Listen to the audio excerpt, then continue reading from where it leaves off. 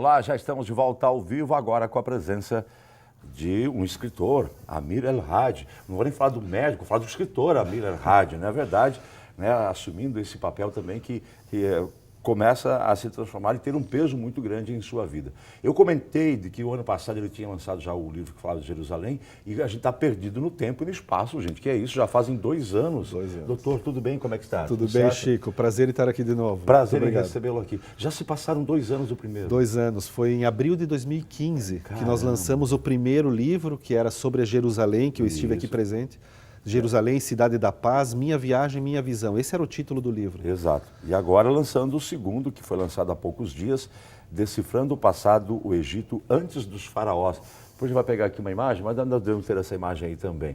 Doutor, o segundo livro está aí já lançado, o segundo filho. Verdade. Também é fruto da experiência e de suas viagens, não é isso?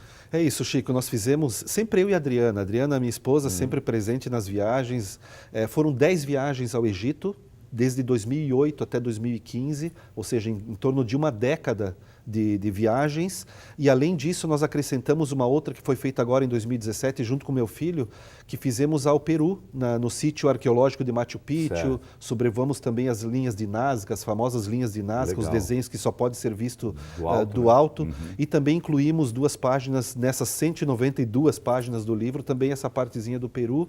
E visitamos, eu e a Adriana, também as pirâmides de Chichen Itza, no México. Também tudo para aumentar mais a bagagem de conhecimento para confeccionar esse livro. Legal. Existem muitas teorias, tanto quanto do Peru, do México, mas principalmente do Egito. Se falam em tantas teorias, eram os deuses astronautas, eram aliens, alienígenas que vieram e trouxeram a tecnologia, porque não se consegue imaginar ainda nos dias de hoje como aquilo foi construído. O senhor lança uma nova visão, que é uma relação com o povo de Atlântida, não é isso? Exatamente. Como é que o senhor chegou a essa relação de uma coisa, de uma civilização egípcia, e de uma civilização que não se tem ainda uma comprovação, concreta, mas diz a lenda que era um país, uma ilha-continente que simplesmente afundou, levando uma civilização extremamente desenvolvida para a sua época. Chico, existem 2 correntes. Eu sigo uma delas, que é onde uma grande maioria dos egiptólogos, dos cientistas no mundo inteiro, e esse livro ele foi baseado em fatos. Isso não é um conto de história, não é uma fábula. Isso é baseado em cima de fatos já pesquisados por agentes do FBI americano, juntamente com pessoas da NASA, engenheiros da NASA, e também engenheiros mecânicos de Harvard, dos Estados Unidos. Certo. Isso tudo é muito embasado. Então, isso já cai na explicação um pouco do meu livro. O título se chama Decifrando o Passado, o Egito antes dos faraós. Certo. O que nós aprendemos no nosso colégio, nosso dia a dia, é que o Egito começa no ano de 4000 a.C., dali para cá. Quando eu falo antes dos faraós, eu estou falando numa data muito anterior a essa. Aí nós chegamos ao ano de 10.900 antes de Cristo. Por que essa data? Porque vamos comparar cientificamente uma parte com a Bíblia. A Bíblia fala de um grande dilúvio, mas o dilúvio da Bíblia fala em 4100, no ano de 4100. Só que os cientistas já comprovaram que nessa época não teve dilúvio nenhum. Por questões de análise da própria natureza. Da natureza. O que teve, na verdade, no ano 10.900, aí sim, houve a era do degelo, onde realmente aconteceu um grande cataclisma universal. É onde realmente as águas subiram e ali sim houve alguma mudança na nossa tradição. Aí é que entra mito ou realidade da Atlântida, porque nós acreditamos que teve realmente algum povo que foi extinto por algum cataclisma, provavelmente esse degelo, que aí sim houve uma nova era. E é muito provável que tenha sido a civilização da Atlântida, ou alguém que originou desse povo. E isso aconteceu em 10.900. Então nós vamos em cima de fatos geológicos, astronômicos, astrológicos, inclusive explicando do porquê da esfinge, do porquê de muitos acontecimentos embasados cientificamente no livro. Agora estou me coçando para ler o livro. Olha, tem realmente fatos, eu vou citar alguns. Cite. Por exemplo, a esfinge. A esfinge nos foi ensinado que ela tem a cabeça do faraó Khefren, que é o filho de Quéops, da principal pirâmide, que o rosto é de Khefren e o corpo de leão simbolizando força. Certo. Então, a sabedoria com a força. Nós vamos mais além. Muitos cientistas acham que ela tem muito mais tempo do que isso.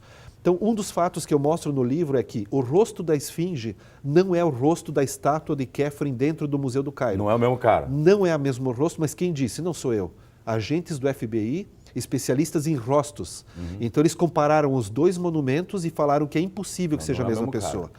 Uma outra situação é que existe na esfinge, está lá a foto no livro, existe uma grande lápide e na 13ª linha existem 3 letras, K-E-F, Kef. Para os egiptólogos tradicionais, isso bastou para dizerem assim, Kef quer dizer Kefren. Então, quem fez a esfinge foi Kefren. Certo. Só que existe uma outra lápide, que a história não nos conta, mas está no Egito, do pai de Kefren, chamado Quéops. Na lápide diz assim, eu ordeno a limpeza da esfinge. Se ele está ordenando a limpeza da Assinou esfinge, a é porque ordem ela de já serviço. está lá. É. Ela já estava lá antes do filho, então não foi o filho que construiu. E um terceiro fato que eu também coloco, só para encerrar um pouquinho a esfinge, Chico, é que existem fatores geológicos dizendo que tem erosão causada pela chuva na esfinge. Mas a esfinge é de 4.500 anos para cá. E ali já era deserto. Então como é que pode ter erosão pela chuva se era deserto? Se era deserto. E aí nós comprovamos que ela tem uma antiguidade maior. Por quê? Porque é causado pela chuva e só tinha chuva nessa região de 10.900, da época do degelo, até 5.000. Então, se tinha causado pela chuva é porque a esfinge já estava lá antes da data falada pelos egiptólogos tradicionais. Agora, o interessante é como esse assunto do Egito Antigo chama a atenção não só de cientistas que vivem na área, tradicionais, mas a população em geral, em qualquer parte do mundo. Perfeito. Eu comentava aqui com o Dr. Amir, e a gente fez uma matéria que foi um sucesso, uma matéria fantástica que teve um monte de milhares de compartilhamentos, etc, etc, etc, que foi o sítio Nossa Senhora Aparecida aqui em Trombudo Central, do seu Gervásio, que é um apaixonado pela história do Egito, tanto é que ele tem, e o senhor vai ter o prazer de conhecer isso pessoalmente, ele reconstruiu uma pirâmide no seu terreno, no sítio, e a própria esfinge também. Isso é uma coisa que deixa todo mundo meio louco, alucinado para entender essa história. Né? Isso mudou muito, né, Chico? Principalmente no ano de 1822, quando um francês chamado Jean-François Champollion, ele pega uma pedra chamada Pedra de Roseta. Exatamente Essa isso. pedra foi descoberta na cidade de Roseta, ao norte do Egito. E aí, com essa pedra, nós conseguimos entender o que significavam os hieróglifos. E aí sim, houve um grande boom no mundo inteiro. Os principais museus do mundo inteiro, existem uma arqueologia muito forte dentro dos museus de peças de origem do Egito. Até se você for ver o próprio obelisco que está no centro de Paris, na Praça de la Concórdia, é um obelisco vindo da cidade de Luxor e assim por diante. Pelo mundo afora, nos encontramos apaixonados pelo Egito. Muito do Egito foi roubado, foi saqueado da história e distribuído para o mundo todo. Até na praça em Paris você tem esse obelisco, que é de lá de Alexandria. Mas é uma civilização que deixa todos impressionados. O senhor esteve nas pirâmides. Sim. Visitou as 3? Eu visitei as 3. Qual que lhe impressionou mais? Principalmente aquela que nós falamos que é a única das 7 maravilhas do mundo antigo. Porque hoje se fala assim, as pirâmides são a maravilha do mundo antigo. Não é um conceito verdadeiro, é a pirâmide. Só existe uma, que é a maior, que é a Quéops. Essa é considerada a única das 7 maravilhas do mundo antigo que ainda está presente até nós. Certo. Então, essa é que me impressiona. Eu costumo dizer assim, Chico, eu viajo muito pelo mundo afora, eu e a Adriana sempre, viajamos muito, conhecemos muitos lugares, mas eu até hoje tenho o mesmo conceito. A visão mais impressionante que eu já tive na minha vida, ainda mesmo voltando ao mesmo espaço, é a pirâmide de Quéops. É algo realmente fora do comum. Tem que usar um pouco da imaginação porque ela está começando a ser engolida pela cidade, né? Infelizmente é uma coisa que deixa a gente sem ter essa visão, mas a civilização está muito próximo desses monumentos. Mas eu tenho a mesma impressão, não fui visitar, não conheço, mas que ao chegar você vê aquele negócio gigantesco que você não entende como é que os caras construíram e a força energética que tem aquilo. Perfeito. O senhor entrou na pirâmide. Entrei. Sentiu o quê? Eu estava comentando com o Dr. Amir que eu entrei nessa pirâmide aqui do seu Gervásio, que tem 10 metros de altura e que segue as mesmas medidas e ângulos da original. A original tem mais de 100 metros. 146. 140, é alta pra caramba. Eu entrei nessa aqui, eu senti uma forte dor de cabeça imediata, né? Pela energia que tem lá dentro. Imagina na grande pirâmide. O que ela tem números impressionantes, Chico. Ela tem 146 metros de altura. Ela foi a construção mais alta feita pelo homem até a construção da Torre Eiffel em Paris. Certo. Em 1889, quando constroem a Torre Eiffel em Paris, ela sim ultrapassa o tamanho da pirâmide. Ela tem 2,5 milhões de blocos de pedra. É coisa. Cada pedra, a menor, pesa 2,5 toneladas. Exato. Existem pedras de 15 até uma de 80 toneladas. Ela tem um ângulo perfeito de 54 graus e 54 minutos. Ela está perfeitamente alinhada com os 4 pontos cardeais. Então, assim, e ela tem um desnível de apenas, com essa estrutura toda de massa, de pedra, ela tem apenas uma diferença de 2 centímetros no seu nível. Imagina, depois de milhares de anos, só 2 centímetros isso. com aquele peso todo. Então, é realmente algo que impressiona. A pirâmide, a primeira coisa, teve um cientista chamado Robert Bauval, em 1985, agora há pouco, em 1985 ele constrói uma teoria que ele diz assim, eu decifrei o enigma das pirâmides. E ele fala que se nós projetarmos as 3 pirâmides com as 3 Marias, que nós chamamos de cinturão de Órion na astrologia, as 3 Marias para nós, elas não estão em linha reta e uma estrela maior do que a outra. Se nós olharmos de cima as 3 pirâmides, a mesma coisa. Kéops, Khéphren e Mycerinus, uma menor do que a outra e também não estão na mesma linha. Nada por acaso. Ela cai em cima. É como se fosse um espelho, um reflexo das 3 Marias para cá. Dentro da câmara do faraó, da pirâmide de Quéops, nós temos uma pequena janela de 20 centímetros. É um tubo, que alguns dizem que é um tubo de ventilação. Na verdade, aqui é uma janela. Se você olhar por esse tubo, você vai olhar diretamente as 3 Marias, o cinturão de Órion, de dentro da pirâmide. Para você ter uma ideia, Chico, assim, é algo que até hoje me impressiona, porque nós não sabemos, não temos dados de que tecnologia que esse povo tinha para construir algo tão grandioso. Primeiro cortar e carregar, porque não podia se usar rodas, porque é areia. Não tinha. Né? Não tinha. Não tinha como levar um bloco daquele. Né? E aí cortar de maneira perfeita, cortes perfeitos e precisos. E depois carregar e colocar em uma estrutura de pirâmide mesmo. Existem várias teorias, Chico. Existe a teoria do arco, que foram feitas várias rampas ao redor, ou uma outra maior, através de roldanas e assim por diante. Um japonês em 1978, chamado Yoshimura, da Universidade de Waseda, ele tenta replicar a pirâmide. Ele teve autorização para ir ao Egito e do lado da grande fazer uma réplica. Em tamanhos menores, como essa feita pelo seu Gervásio, em tamanhos menores, mas usando a mesma técnica e o que nos ensinaram no colégio. Enfim, ele não conseguiu fazer a réplica da pirâmide. Impossível. Ou seja, a conclusão dele: sabemos agora como as pirâmides não foram feitas.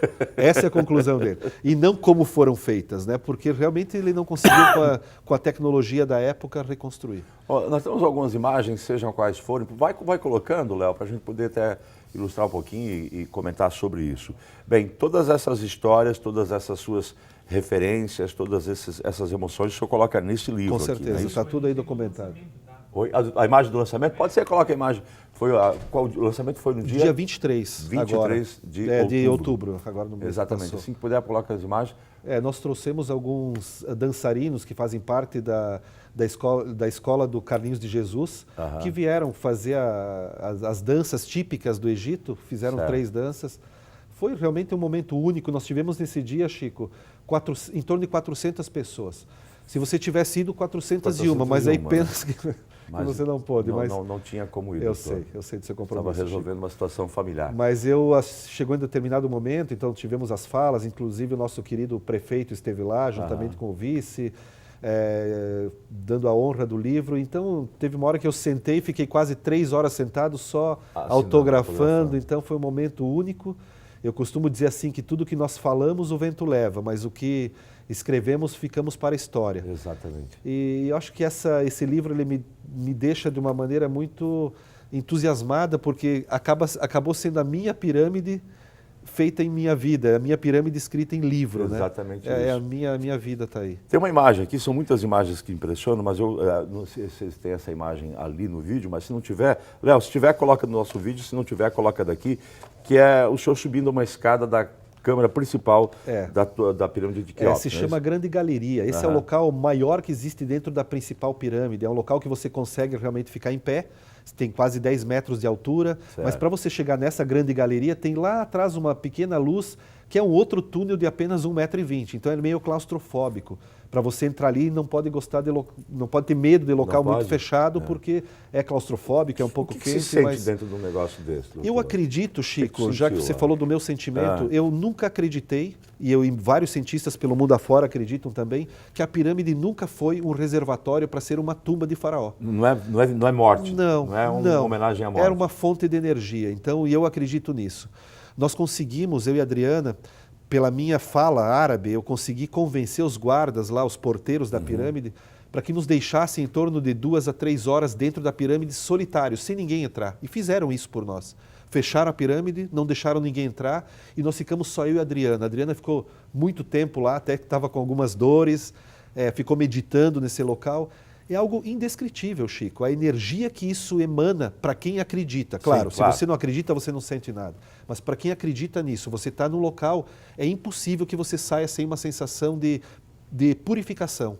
Porque eu acredito que essa pirâmide foi construída como fonte espiritual, para que você se eleve espiritualmente cada vez mais. Tem uma história muito interessante do seu Gervásio, que foi para o Egito conhecer pessoalmente, para poder replicar aqui no sítio as suas pirâmides, e enfim, que ele conversou com um engenheiro francês que foi, logo depois da sua formatura, conhecer as pirâmides para fazer um estudo. E já está com 70 anos, continua lá. Ele resolveu, não, vou ficar aqui, que aqui é meu lugar, não me tira daqui que eu adorei esse... E aí ele perguntou para o cara, mas o senhor já entrou, o senhor gosta de ficar lá dentro? Não, eu não gosto de ficar lá dentro. Por quê? Porque eu não preciso, é uma coisa que eu respeito muito, mas eu sei que lá dentro é um negócio diferente, eu quero ficar aqui fora.